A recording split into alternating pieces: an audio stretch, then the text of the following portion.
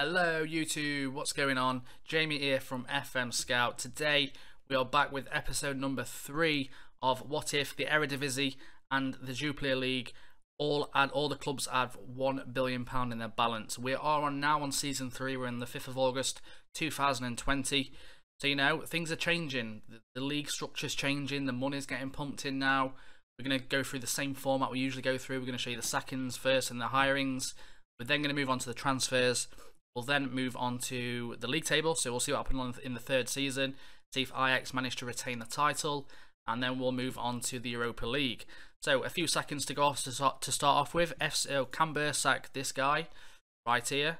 FC Utrecht sack Koeman. FC Eindhoven sack Seedorf. Willem sack Gattuso. So you know, 3 pretty highly rep managers there really have been sacked within the first 3 months of the season starting. SC I'm sorry. Sacks Streppel. Utrecht appoint Van der Haar. Nearly said Van der Sar then. Telstar 1963 sack Menzo. FC Eindhoven hire Hasselbank. So Hasselbank has gone to FC Eindhoven.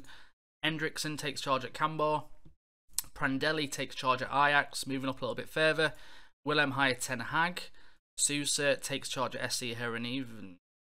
Bosen takes charge at takes Telstar 1963 hot seat. The Graafschap sack their manager as well, Dirks. Oh, sorry.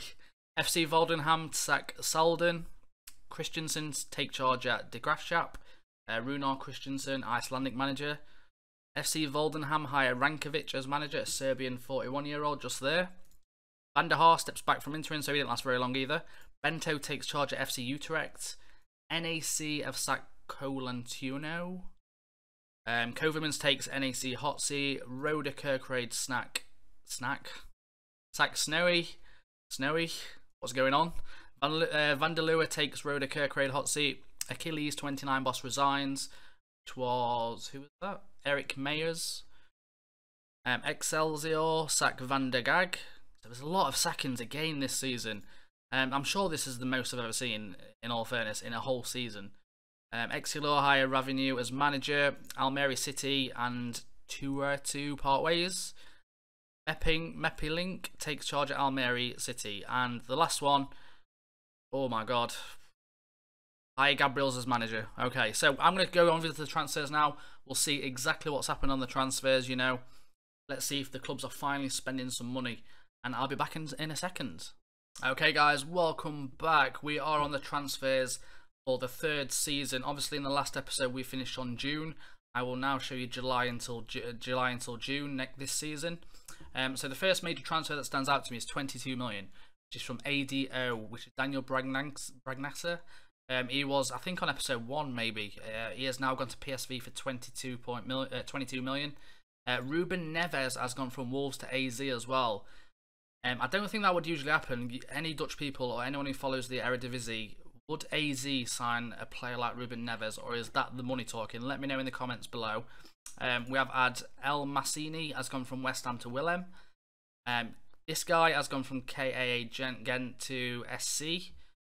Ethan Horath, Club Bruges to Feyenoord. So you can see there's a lot more money being spent this season. We're in the third season. You know, looking at all this, there's a lot of transfers again within the league though. Few people leaving for the odd amount, like 5.5 million. PSV to Milan. A guy bought in from Reading to Ajax, Roy Beerens. There's a few more, but that is July. We'll move on to August. As you can see, a few more transfers. The major one here, the top one for this month, was Zahivi, who has gone from this Chinese team to Ajax. You've also got Nicholas Raskin, who's gone from Zwolle to PSV. And Sam Field has gone from West Brom to Vitesse for 15.5 million. Jonas Svensson has gone from AZ to Ajax. There's a few more. Someone from Portugal, there's Victor Garcia, has gone to Feyenoord.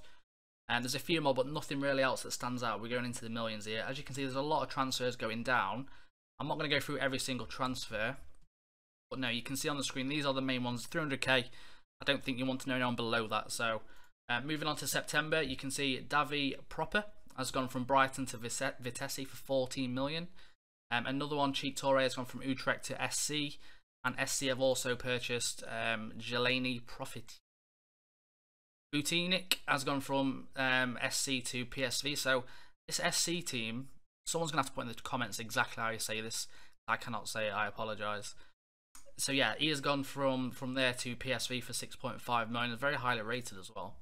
He turns out really, really good. On one of the saves I've got on my Blythe save, he became a free transfer, and we didn't pick him up because we just got promoted, but he looked really, really strong. He's only 20 as well. So that's a very, very good signing for PSV. Moving on to October, obviously the transfer window had ended, so nothing had happened. Into January though, so Feyenoord SC have purchased somebody else. I'm really interested to see where these finish this season. We'll have to look back where they finished the previous season, but they seem to be the team, as you can see right here, that are spending the most money really out of everybody. You know, it's quite interesting. Tanner Yildirim has gone from Feyenoord to SC. Berda has gone from Kiev to Feyenoord. A few more within the leagues, but nothing else really stands out for me there. Karim Rekic, previously at Man City, goes from Hertha to Feyenoord. So Feyenoord have made a lot of transfers as well in January this season. As you can see, what we can see on the screen now, they've got 1, 2, 3, 4, 5, 6, 7, 8. They picked up 8 players in January, all for over 2.6 million. So they are spending money as well. Moving on to February, just a few transfers out. No one can obviously come in. A few transfers away. Colin Kazim Richards has gone from PEC to Rostov. 245. How is that guy still playing? Oh, it's only 33. It seems a lot older to me. Moving on to March, nothing really happened. April, nothing happened. May, nothing happened. And moving into June, the final month, Nicholas Raskin went from PSV to Feyenoord. Jorgen Skrovard went from Sparta Rotterdam to SC. So SC are spending a lot of money. Got another one just here, Levi Garcia from AZ.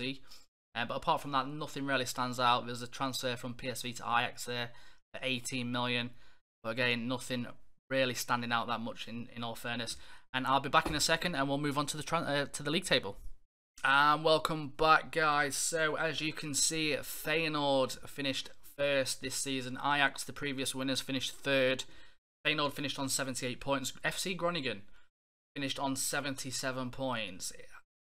Does that happen? Please let me know in the comments below.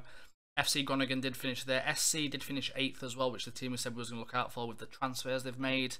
Excelsior, Roda and NAC are relegated. So that is the league table for the third season with all this money. We're going to drop down to the Jupiler League right now.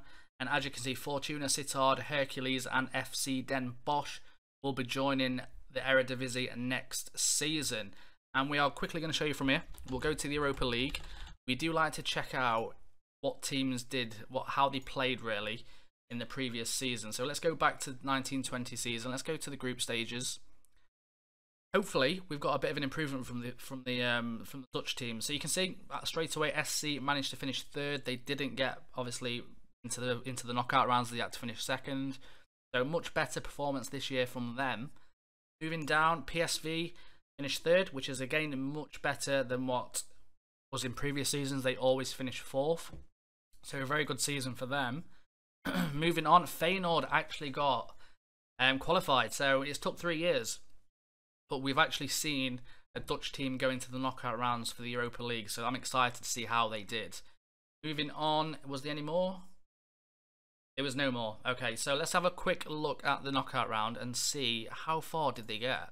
You know, this is what we was aiming for in the first instance. So you can see, did they get past the first round? I can't see them at the moment. There we are. So Feyenoord lost to Athletic Club 5-2 on aggregate. So there was no qualification or progressing to the next round for Feyenoord. That's as far as any Dutch team got in that competition. Let's quickly look at the Champions League.